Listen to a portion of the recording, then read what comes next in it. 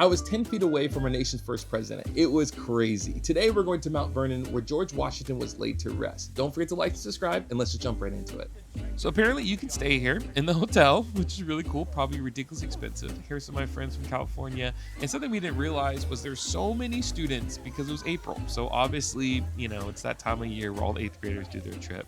Now, the place wasn't actually too expensive. It was probably about $30, which is not bad. You can, if it costs a little bit more to do a tour like we did, but honestly, you can spend a good amount of hours here. We didn't feel like we got enough.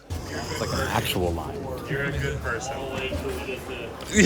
Your father would be proud. Dude, there's a lot of stuff we should see. Oh, the tomb. We should go to the tomb. Oh, this is a replica of the house. I'm a sucker for these. You guys, I don't know why I like these things so much. I think just being a really big person, just imagining myself as like a tiny person walking through these has always been something that's kind of cool.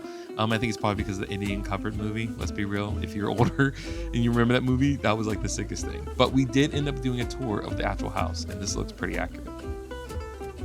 So at our first stop, we have the slave quarters. Honestly, as a black person, this is always interesting. It's this weird feeling of kind of me realizing some of the past that some of my people had to go through.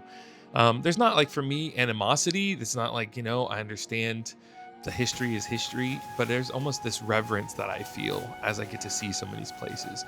Like if you took me and put me like a couple hundred years ago, in some cases only like 100 years ago, it would be a whole different story for me. And so it's just an interesting place to be around. So from there, we came upon one of the reenactment actors. I don't know what they're called, but this guy was pretty cool. He's really knowledgeable. So you can ask him questions, talk to him, and he will react as if he is from that time period. People realized life was very different after the war. Or something like that. He was like a giant for his day, right? He's tall, not the tallest. The point being is that no one's really codified what independence meant. And last time I looked, our Continental Congress doesn't have any authority to do anything. This is definitely something you want to stop by just to ask questions for. It was pretty cool. I love these little areas where you can see a lot of the houses and just walk through them and see how life would have been back in the day. It just brings history to life. And here's the main house. Something that catches me off guard all the time is when you look at the house in real life, you're like, oh, this is kind of small. It's not as big as you imagine it to be. All right, I'm gonna put on earbuds. This is too many children. In all fairness, there were so many kids running around screaming like crazy. It was pretty hard to focus.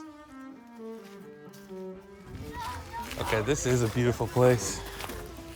So these walls were pretty cool. Apparently they put little separations because the animals, it's like almost like an invisible fence, so the animals wouldn't cross it, which is pretty awesome. Those little innovations, like in the olden days. And this building that we're coming upon is an ice house. So this was definitely considered a luxury back in that day. Fruit garden.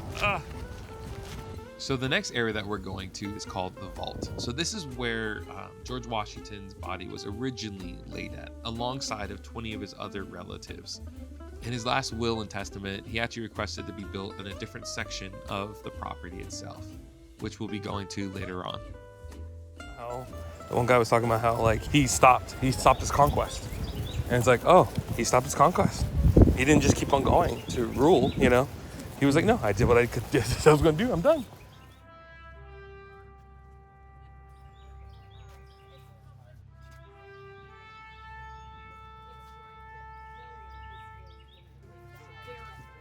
So what you're looking at right now is, to the right is our first president, and to the left is his wife.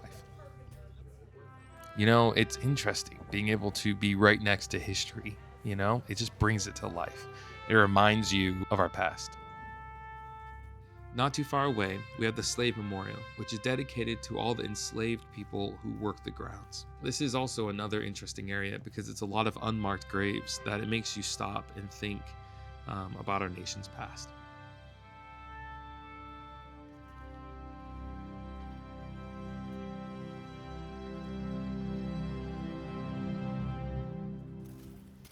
So right now we're walking down to the Potomac River. There's definitely some really cool sights to see. And also Queen Elizabeth was here, which is pretty crazy. Now it is a hike to get down there, but there is a shuttle that takes you around if you need it.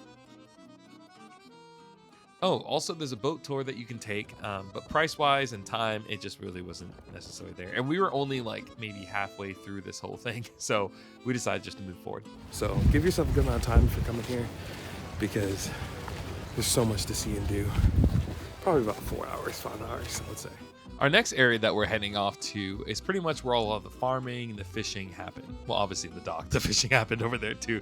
But there's plenty of reenactment people that you can talk to and This interact. area here is one that we're using to talk about Washington's commercial fisheries. He had 3 commercial fisheries along his almost 10 miles of riverfront property. And every year the estate pulled in between 1 million and 1.5 million shad herring. So the night before we had a heavy storm, but somebody pointed out that there's little fish that were swimming in this thing, which is really cool. They're like this big. Oh, little guys. Yeah, they're way over there. Oh. We scared them.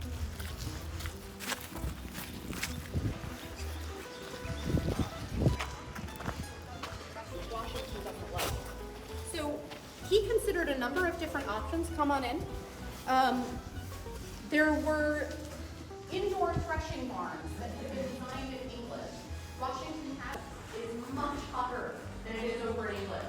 And he discovered that you had the animals trot and their hooves knock the seeds loose. Now we're protected from the weather. And take a look at the floor here on the outer track. This is designed to act as a sieve. Washington experimented with different sizes of gaps. What he discovered is that if you keep the gaps 1.5 inches wide, 90% of the seeds go into the basement, 90% of the straw stays up here. So that's pretty efficient, right? Up next, we have an example of a slave cabin. It's always interesting seeing these things. So I try to put myself back in that time period, and this is most likely where I would have been.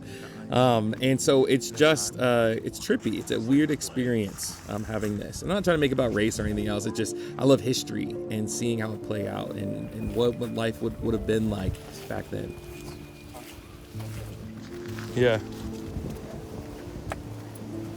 Honestly, to be walking in places where my people were not allowed to walk is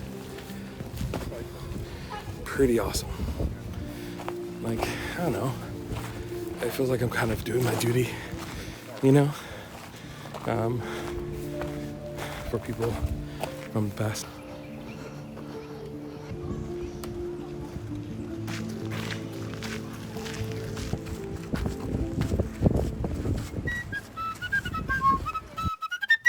You're welcome.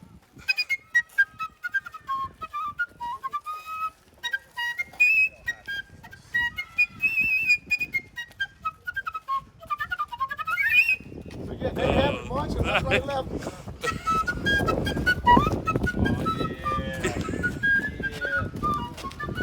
There you have it. That's awesome. Thank Where you you. coming from? California. From California? I'm from Louisiana, New Orleans. I'm retired on. I love music and history, so I retired here. My wife said, "Let's retire here," and I said, "Okay." No problem. Sure. Happy wife, happy life. Happy spouse, happy house. Thank you so much.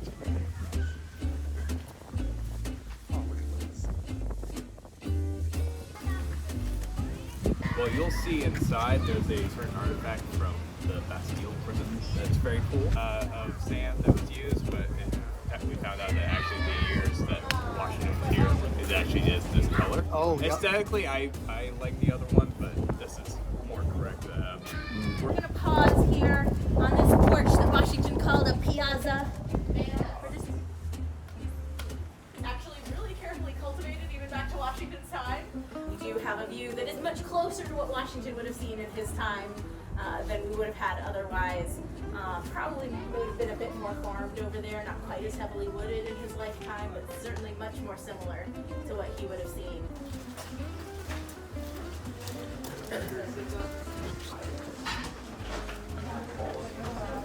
No video. Oh.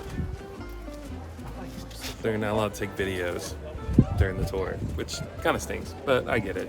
They got to make money somehow.